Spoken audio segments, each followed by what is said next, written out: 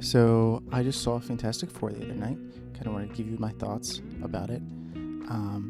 The overall, what would you say? Like the placement of this movie is in a universe or an Earth called 828, which is totally separate from what we know from the current Marvel Cinematic Universe. So nothing that's happened there has anything to do with what's happened here, at least as far as we know. The Fantastic Four are, as far as we know, the only heroes in this universe, and so none of the previous MCU films hold any kind of canon context to what we see in this movie, which recently has been an advantage for Fantastic Four, as a lot of the recent Marvel projects have had a lot of issues and people have been generally underwhelmed by them.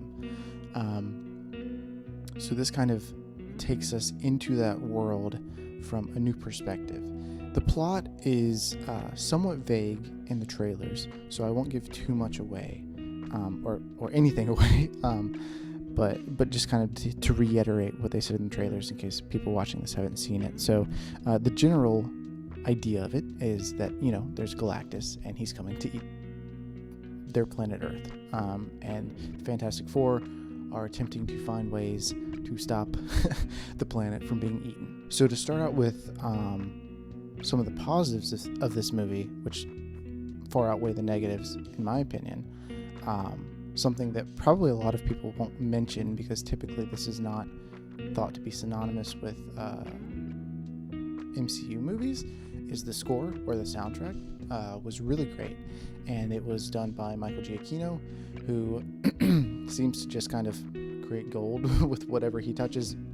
There might be a couple exceptions to that. I think he did Rogue One, which was maybe a little bit subpar, but overall his MCU scores have been awesome, and they've been kind of with, in my opinion, Alan Silvestri's scores as the only two really big names in the MCU that seem to create memorable scores. So this one was great. The Fantastic Four theme was great. Overall, the score I was really happy with. So getting into the actors and the characters, I thought that each actor within the main four played their characters very well, and the characters that they were responsible for playing, I felt, were written very well. So there's none of these characters seem to really be out of character. They all seem to be in line with what I think the general audience expects the Fantastic Four personalities to be like. And there are a few variations in there. Obviously, this is a different adaptation than the previous movies or the comic books, but I think overall they're very faithful to the core four themselves. Another standout character in this movie for me was, I think her name is Shala Ball, but the female Silver Surfer was, ended up being a much bigger role in this movie than I was expecting. I knew that she's the Herald of Galactus, obviously, but she kind of is the most prominent antagonist in this movie, even though the presence of Galactus is felt throughout the entire movie.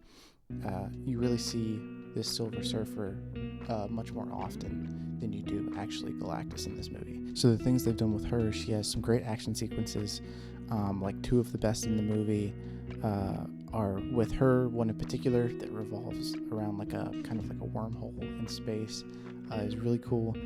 And she also has like this cool kind of emotional sequence that has kind of a lot of heart to it, and not necessarily heart in the positive way, but just has a lot of kind of gravitas and adds some context to her character that I wasn't really expecting to get in this movie, especially considering that it's less than 2 hours. So I was really happy to see some of her character being fleshed out. So moving on to Galactus. Galactus is a character that I think a lot of people will be extremely happy about in this movie, especially compared to the or the only other versions that we've gotten from him in live action. People haven't been happy with that version, but I think people will be really happy with this one. He looks exactly like Galactus from the comics, for better or worse. I guess your mileage will vary.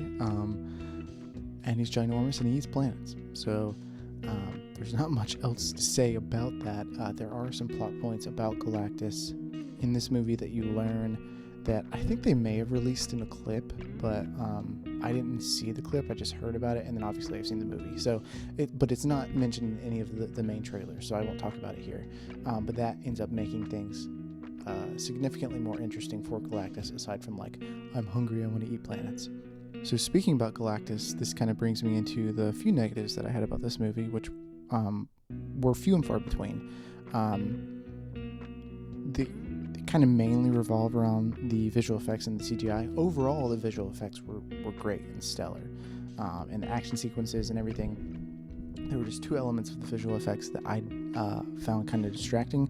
One was like Galactus's face, so like he has like this big helmet, and he's covered in this like, you know, armored suit, but his face is visible, and so it's very comic accurate. That's how he looks in the comics, but to me, I just felt like in the movie it looked a little bit off, and it like looked a little odd. So I kind of wish they had put like maybe a face mask over him, but I think that probably would have made more hardcore fans upset. So I realized why they didn't do that, and I do, at the same time, I appreciate them embracing kind of the goofy nature of what Galactus looks like.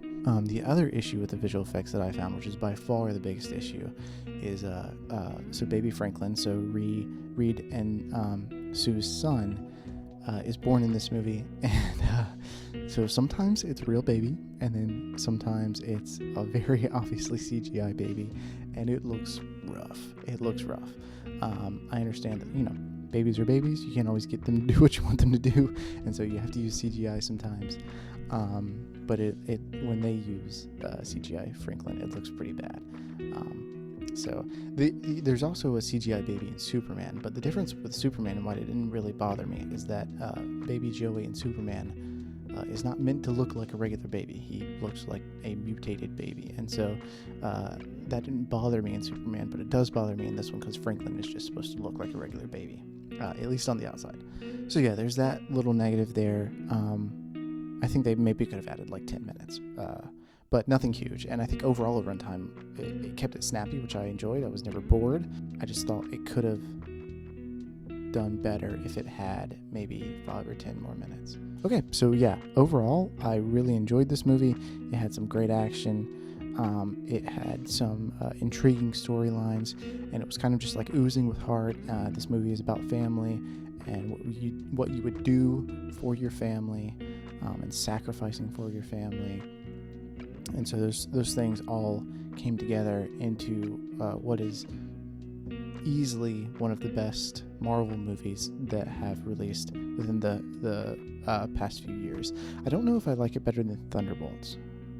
I'll have to go see it again to know that. I think I probably still like Thunderbolts a little bit more, but this movie will obviously speak to the more general audience a lot more than Thunderbolts did, just because of the IP.